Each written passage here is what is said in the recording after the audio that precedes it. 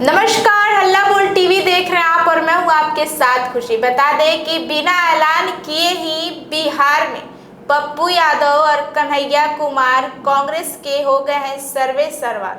क्या है ये पूरा मामला, इस पे ज्यादा जानकारी देने के लिए हमारे साथ हैं हल्ला बोल टीवी के संपादक दीपक शर्मा। यह है खुशी कि बिहार में जो फैसले लिए जा रहे हैं, आपको दिख रहा होगा कि कैसे पप्पू यादव का जोश एकदम हाई है। वे कह रहे हैं कि मैं वहाँ से प्रवीण कुशवाहा को लड़ा रहा हूँ, फला जगह से फला नेता को लड़ा रहा हूँ। उन्होंने यह भी कह दिया कि अखिलेश सिंह के बेटे को टिकट नहीं मिला। उन्होंने यह भी कह दिया कि कांग्रेस लालू प्रसाद यादव 8 करोड़ 10 करोड़ में टिकट बेचे हैं। उन्होंने यह भी कह दिया कि कांग्रेस तो गठबंधन धर्म निभा रही है, आरजेडी नहीं निभा रही है। मतलब पप्पू यादव पूरे फॉर्म में दिख रहे हैं। यूं ही नहीं दिख रहे हैं पप्पू यादव पूरे फॉर्म में। पप्पू यादव पूरे फॉर्म में इसलिए दिख रहे हैं क्योंकि पप्पू यादव को कांग्रेस में ताकत मिली है। यही बात कांग्रेस के कई लोगों को नागवार गुजर रही है कि वे पूछ रहे हैं कि पप्पू यादव कौन है। अभी आपने देखा होगा, एक ऑडियो वायरल हुआ है।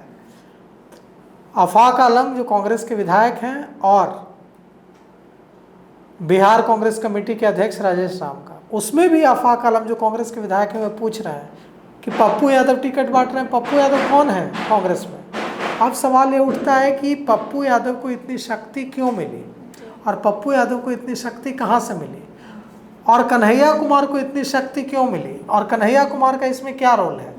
तो पप्पू यादव और कन्हैया कुमार एक दूसरे के करीब हैं, एक दूसरे को सपोर्ट करते हैं और इन दोनों को बिहार की राजनीति से बाहर रखने की कोशिश थी। पप्पू यादव को जब कांग्रेस ने 2024 में टिकट देने की कोशिश की पूर्णिया से, तो आरजेडी ने यहाँ से बीमा भारती को उतार दिया और तेजस्वी यादव पूर्णिया जाकर यहाँ तक कह दिया तेजस्वी यादव ने कि किसी को वोट दे दीजिए, पप्पू यादव को वोट मत दीजिए। कन्हैया कुमार को कांग्रेस बेगूसराय से लड़ाना चाहती थी, लेकिन तेजस्वी यादव ने यह सीट सीपीआई को दे दी और कांग्रेस को नहीं दी। इस वजह से कन्हैया कुमार नहीं लड़ सके, वे उन्हें दिल्ली से मनोज तिवारी के खिलाफ चुनाव लड़ना पड़ा।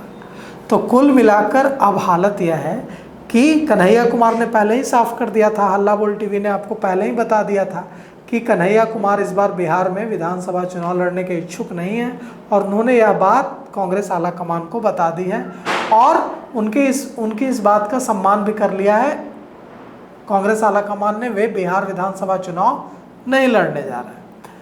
अब सवाल उठता है कि कन्हैया कुमार और पप्पू यादव इस चुनाव में कांग्रेस में कितने पावरफुल हैं और क्या कांग्रेस बिहार में पप्पू यादव और कन्हैया कुमार में भविष्य देखने का संकेत दे रही है। तो बिल्कुल दे रही है। बिहार में पप्पू यादव और कन्हैया कुमार पर कांग्रेस दांव लगाने जा रही है। इस चुनाव में भी देखिए, जो स्टार प्रचारकों की सूची है उसमें तमाम विरोधों के बावजूद पप्पू यादव और कन्हैया कुमार का नाम है। जो टिकट जो बटा है उसमें भी दोनों की चली है, पप्पू यादव की भी चली है और कन्हैया कुमार की भी चली है। और यह कहा जा रहा है कि जिस तरह का व्यवहार तेजस्वी यादव ने कुछ दिनों पहले पप्पू यादव और कन्हैया कुमार के खिलाफ, कन्हैया कुमार के साथ किया था, क्या व्यवहार किया था। राहुल गांधी आए हुए थे बिहार बंद था, प्रोटेस्ट था, उसमें उनका रथ था। उस रथ पर सांसद हैं पप्पू यादव, वे भी चढ़ रहे थे और कन्हैया कुमार कांग्रेस वर्किंग कमेटी के परमानेंट इनवाइटी हैं, वे भी चढ़ रहे थे। लेकिन पप्पू यादव को धक्का देकर उस रथ से उतार दिया गया था और यह आरोप तेजस्वी यादव पर लगा था। उसी तरह से कन्हैया कुमार भी जब रथ पर चढ़ रहे थे तो उन्हें भी बहुत ही अपमानजनक तरीके से रोक दिया गया था। तब बहुत बवाल मचा था। अब लगता है कि अपने मुताबिक सीटों पर उम्मीदवार दिलवाकर पप्पू यादव और कन्हैया कुमार ने हिसाब बराबर कर लिया है। देखिए, कांग्रेस, ये लोग कह रहे हैं कई कि कांग्रेस बर्बाद हो जाएगी। कांग्रेस क्या बर्बाद होगी? कांग्रेस तो गेन करेगी। यही होगा ना कि उसके उम्मीदवार नहीं जीतेंगे, कम जीतेंगे, 5 ही जीतेंगे, 10 ही जीतेंगे। लेकिन कांग्रेस ने एक बार खुद को आरजेडी के बराबर तो खड़ा कर लिया। यह तो मैसेज गया बिहार की जनता में कि नहीं, कांग्रेस आरजेडी की आंख में आंख मिलाकर, लालू प्रसाद यादव तेजस्वी यादव की आंख में आंख डालकर बात कर सकती है, और कांग्रेस ने स्टैंड लिया। अभी देखिए 11 सीटों पर महागठबंधन की पार्टियां एक दूसरे के खिलाफ खड़ी हैं, 5 सीटों पर कांग्रेस और आरजेडी एक दूसरे के खिलाफ खड़ी है, और 23 तारीख तक नामांकन वापस लेना है। अगर 23 तारीख तक नामांकन वापस नहीं लिया गया तो पूरी उम्मीद है कि जंग जो है खुलेआम सामने आ जाएगी। हालांकि छिपा हुआ अभी भी कुछ नहीं है, सब कुछ खुलेआम ही है। महागठबंधन पूरी तरह से ध्वस्त हो चुका है, तार-तार हो चुका है, और महागठबंधन ध्वस्त हो चुका है, महागठबंधन तार-तार हो चुका है, महागठबंधन टूट चुका है। इसका खामियाजा कांग्रेस को थोड़ा ही ज़्यादा भुगतना पड़ेगा। उसके विधायकों की संख्या घट जाएगी, इससे कांग्रेस की सेहत पर क्या असर पड़ेगा? या तो तेजस्वी यादव की सेहत पर असर पड़ेगा ना, तेजस्वी यादव को मुख्यमंत्री बनना था ना। तेजस्वी यादव ऐसे अलग अलग लड़कर बिखर कर बिहार का मुख्यमंत्री तो नहीं बन पाएंगे।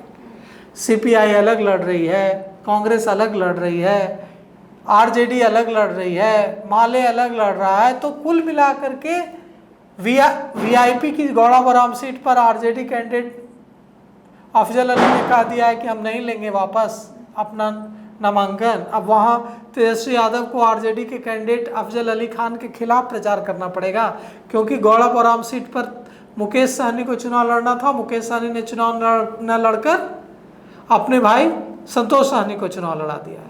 तो कुल मिलाकर पूरी तरह से तार-तार हो चुके महागठबंधन में आरजेडी का सबसे बड़ा हिस्सा था, और सबसे ज़्यादा नुकसान भी किसको होगा? तो आरजेडी को। और अगर यह लड़ाई 23 तक नहीं सुलझी, अगर यह लड़ाई 23 तक नहीं सुलझी, एक दिन का वक्त है, आज रात और कल तक यह लड़ाई नहीं सुलझी, तो तेजस्वी यादव को बड़ा नुकसान झेलना पड़ेगा और मुख्यमंत्री बनने का सपना उनका चकनाचूर हो जाएगा। और कांग्रेस कोशिश कर रही है बिहार में पप्पू यादव और कन्हैया कुमार के हाथ में कांग्रेस का नेतृत्व देने की, और यह बिल्कुल इस चुनाव में साफ हो गया है कि पप्पू यादव और कन्हैया कुमार को ही अब बिहार में कांग्रेस की बागडोर राहुल गांधी देना चाहते हैं। बहुत कहा जा रहा है कि पप्पू यादव और कन्हैया कुमार की बहुत चली है टिकटों के वितरण में। पप्पू यादव की तो कुछ ज़्यादा ही चली है। तो ऐसे में जो यह कहा जा रहा था कि नहीं, पप्पू यादव तो कांग्रेस के सांसद हैं नहीं, वे तो निर्दलीय सांसद हैं, और जब निर्दलीय सांसद हैं, ठीक है कांग्रेस पार्लियामेंट्री बोर्ड के एसोसिएट मेंबर हैं, लेकिन हैं तो निर्दलीय सांसद, तो उनकी कितनी चलेगी। लेकिन यह साबित हो गया कि पप्पू यादव सबसे बड़े जो महायुद्ध है, इसमें सबसे बड़े सूरमा कांग्रेस के साबित हुए हैं, और कांग्रेस के जो बड़े बड़े सूरमा थे उनको पप्पू यादव ने चित कर दिया है। और अब देखिए कि इस चुनाव के बाद, यह चुनाव तो 20 दिन में खत्म हो जाएगा, इस चुनाव के बाद जो भविष्य की कांग्रेस पार्टी होगी उसमें पप्पू यादव और कन्हैया कुमार को कितना महत्व, कितनी अहमियत देती है, क्योंकि इस चुनाव में एकदम साफ हो गया है कि राहुल गांधी बिहार में पप्पू यादव और कन्हैया कुमार को स्थापित करना चाहते हैं। तो सुना आपने, इन सब को लेकर आपकी क्या राय है वो हमें कमेंट में जरूर बताएं। फिलहाल इस पेशकश में इतना ही। आगे की खबर देखने के लिए बने रहें हल्ला बोल टीवी के साथ। धन्यवाद।